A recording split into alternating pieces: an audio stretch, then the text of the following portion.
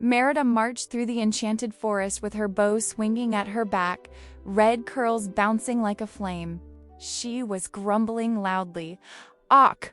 Why does every magical creature in these woods insist on stealing my arrows?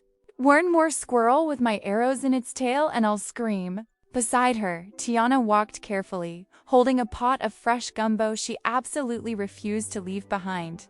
"Girl, you brought gumbo on a dangerous quest?" Merida asked. Tiana answered, "Danger is temporary. Hunger is permanent." Before Merida could reply, the ground shook. The trees quivered. The sky darkened dramatically like someone dimmed the lights in a theater dot, then dash, boom. A glowing crack opened in the ground, and out popped Hades, lord of the underworld, hair blazing blue. "I have arrived," he roared, raising his hands like a rock star, ready to drop a sick beat. But at that exact moment, the heavens above flicked on a glowing, golden spotlight. A warm, heavenly beam of light shot down and lit Hades like he was posing for a sparkling shampoo commercial. Hades froze. "What is this?" The spotlight intensified. His flaming blue hair glittered. His robe shimmered like he was covered in disco dust. Merida choked. "Ah, you look like a magical cupcake." Tiana snorted gumbo up her nose, laughing. "Hades, baby, you shining like you're heading to a gospel concert." "No," Hades groaned, trying to look menacing. "Stop the glitter! Stop the glitter! I am fear! I am darkness! I stop lighting Milekia Sweet 16 party!" The spotlight followed him even when he tried to hide behind a tree. He crouched, the light crouched. He ran, the light chased him. He jumped in a puddle. The puddle created a rainbow around him. Tiana wiped tears of laughter. "Sir, you look beautiful, that's the problem." Hades screamed, but Merida tilted her head. "What do you want with us anyways, sparkly man?" Hades stood up, brushing imaginary glitter off himself.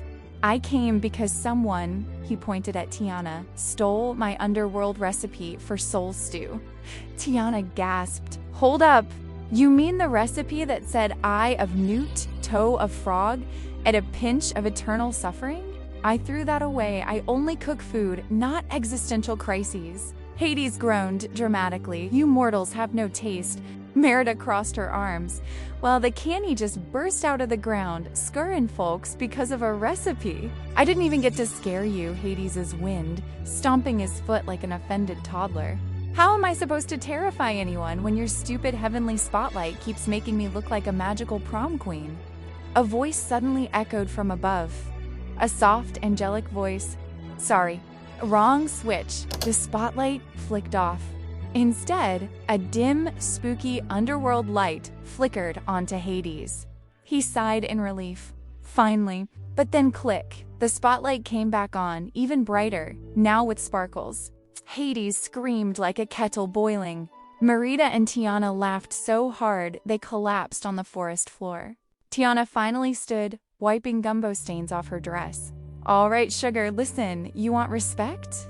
Help us out with our quest. You help us, we'll help you fix your lighting situation." Merida nodded. "Aye, and maybe fix your hairstyle while we're at it." Hades gasped. "What's wrong with my hair?" The spotlight sparkled his blue flames again. Merida snorted. Tiana giggled. Hades groaned, but he agreed. So the three of them set off, Merida with her bow, Tiana with her gumbo, and Hades walking dramatically with a glittery light that refused to stop following him. Everywhere they went, villagers cheered, babies cooed, birds sang love songs at him. Hades covered his face. "I am the lord of the underworld. Stop making me cute." But slowly, he began to enjoy the attention.